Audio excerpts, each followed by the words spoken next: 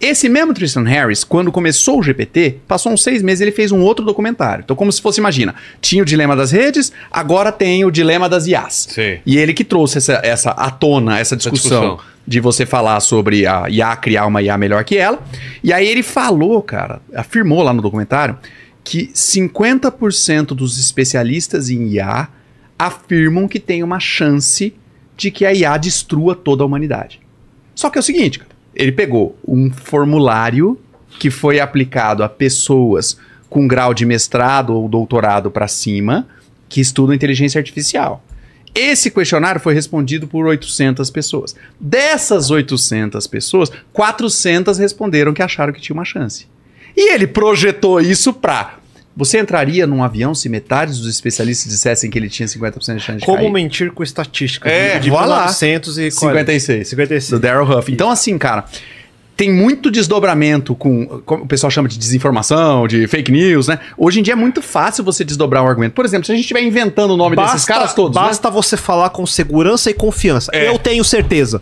Então eu vou dizer, eu tenho certeza que eles estão errados. Me refutem. Aprendemos com o chat GPT, né? Isso. Pelo menos isso ele Exato. ensinou. E aí o Akita citou vários nomes aqui, o Serjão trouxe, você trouxe, a gente falou do Pollock aqui e tal. Cara, e se a gente inventou isso? Nem existe um Pollock. Nem existe, foi Só que IA a gente falou escreveu. aqui num clima de amistosidade. Todo mundo acreditou. O que aconteceu, esse cara jogou essa bomba de falar que os especialistas afirmavam que o mundo ia acabar. Então como que eles podem estar errados? E né? pessoas que são muito inteligentes numa área específica, eles têm The God Complex. Tem o quê?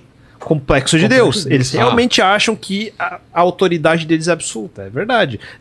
Mesmo eu não sendo grande boss, vira e mexe, eu tenho que me trazer à terra, porque às vezes eu fui tão longe do meu pensamento. Eu falo, não, calma, peraí.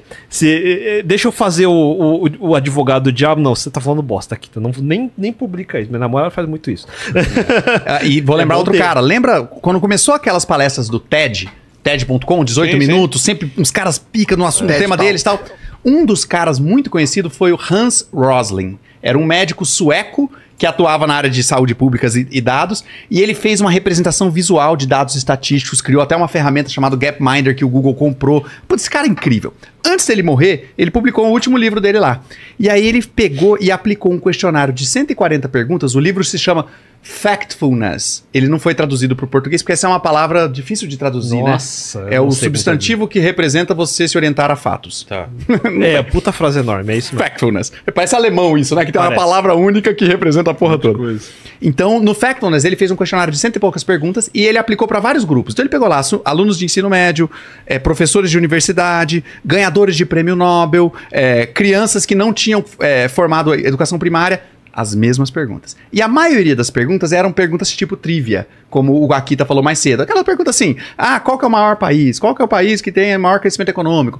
Uma das perguntas que ele tinha lá é o seguinte, no grupo de países mais pobres, qual que é o percentual de meninas que completam o ensino médio? Aí tinha lá 20%, 40%, 60%. A maioria das pessoas mais inteligentes do ponto de vista de formação e de QI respondia 20%. Por quê? Cara, o mundo tá dizendo pra gente que tá tudo uma merda, tá tudo uma desgraça. E não, era a melhor resposta.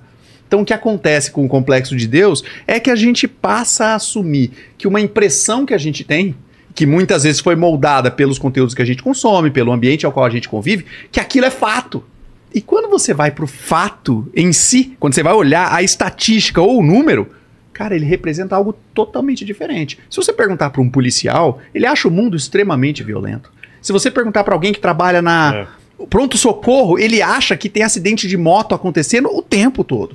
Tem bastante acidente de moto acontecendo e tem bastante gente violenta. Isso que se chama Mas, selection cara, a bias. maior parte do nosso dia é você olhar pela janela e...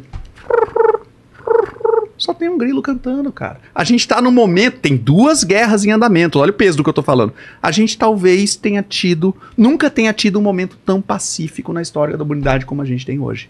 No entanto, quando você só escuta a notícia da Ucrânia e da faixa de Gaza, cara, parece que o mundo tá acabando. Se você tá lá, pior ainda. Mas do ponto de vista de dados, que você trabalha média, cara, basicamente a gente tá melhor em praticamente todos os indicadores. A gente tá pior em temperatura, o planeta tá mais quente de maneira mensurável, a gente tem mais taxa de suicídio, a gente tem mais pessoas com transtorno de espectro autista, a gente tem mais depressão. todas definições que 100 anos atrás a gente nem tinha, né? Essas últimas. Na verdade, até indo mais longe, que eu fiz um vídeo sobre isso também. Até o final do século XIX, então pensa, até o final do século XIX, qual era o tamanho da população da Terra? Esse é um dos 2 bilhões, né? Acho que era menos, não chegava no bilhão, eu acho. Olha só. A gente passou para os... Quanto? 8 bilhões? 8 bilhões, Então a gente multiplicou por 8 em um século e meio. Sendo que nos 20 anteriores, a partir do momento que a gente começou a contar o calendário, então a gente começava a contar da história de fato, milhões, centenas de milhões de anos atrás, chegou em 1 bilhão. A gente precisou de um século e meio para multiplicar por 8. Multiplicar por 8. A gente não multiplica por 8 no momento que a Terra está no pior momento. Não faz isso. Então, você pode ver qualquer comunidade de bactérias. Se não tiver comida, ele não cresce. Quando é que ela cresce? Porque tem comida pra caramba. E, óbvio, todos... É complexo. É complicado, né? É complicado isso aí, viu? Complicado isso daí. Mas, falando especificamente agora dos por que a autoridade dos 3 não é suficiente? Porque a autoridade nunca é suficiente. A autoridade nunca é suficiente. Porque o Akita falou, porque o Sérgio falou, não é suficiente. As pessoas erram. Isso. Então, mais do que isso, eles não estão dizendo isso agora. Tá todo mundo repetindo, e de novo, a pessoa tem que parar pra ver. Quando isso foi dito? Tem gente dizendo isso desde 2020, 2018, 2017. Não é de hoje. A OpenAI foi fundada em 2015, já tinha gente falando disso. Então, quantos papers foram publicados comprovando explorando a hipótese?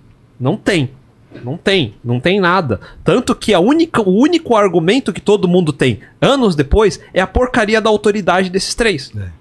E se eu sou obrigado a colocar a carteira e da esse é o meu único argumento, que argumento bosta que é esse?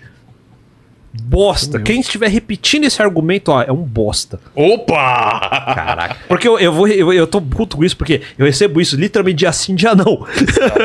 Caralho, é a única coisa que vocês conseguem repetir. Me dá um argumento decente, pelo amor de Deus. O Elon Musk disse alguma coisa também? Voltou atrás ou ainda tá nessa daí? Vamos parar, né? O desenvolvimento, porque ele queria desenvolver dele.